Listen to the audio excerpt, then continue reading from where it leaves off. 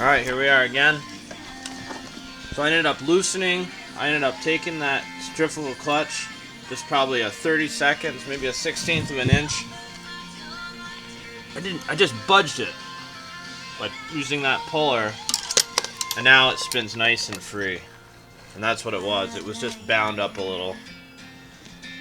And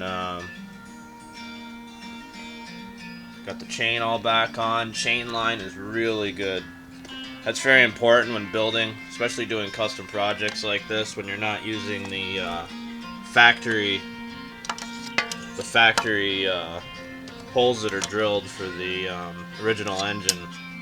You never want your chain line to be any further than, I'd say, half an inch to one side or the other. You know, you don't want your chain coming out at an angle like this or like this.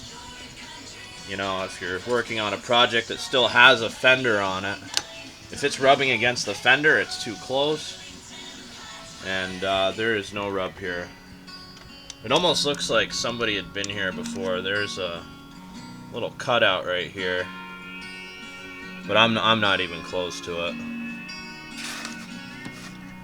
So the tire was flat before. It's still holding air. This had sat outside for a long time. The engine that was on it was half pulled apart. But oh, this is cool. That bolt in the previous video, which is underneath the engine, I can't get at.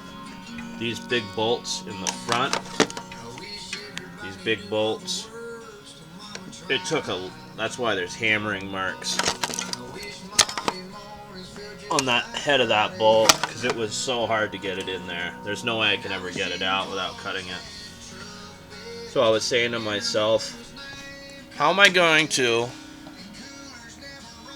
access that? That's a bolt that's recessed. It's a recessed bolt, and it's at the head is a Allen head. How am I going to get an Allen wrench into that space? Lift the engine back up? No. And I was thinking, because underneath the engine,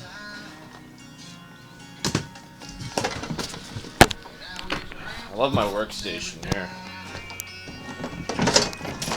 I'm gonna knock things over as I go, you know. So I can't get to these. These are underneath the engine.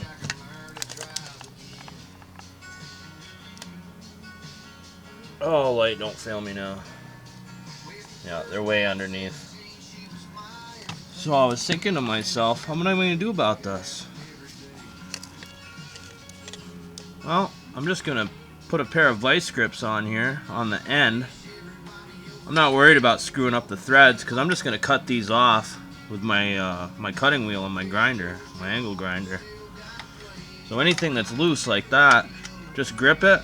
That's an easy fix. Vice grips on there, put the wrench on there, tighten it down, done. Sometimes I think backwards. Sometimes I think, oh, it needs to come all apart. You know, my uncle taught me my Uncle Steve, who I grew up with. He taught me some really valuable lessons about working on any engine, and if it works, don't pull it apart. Good wisdom there, Steve.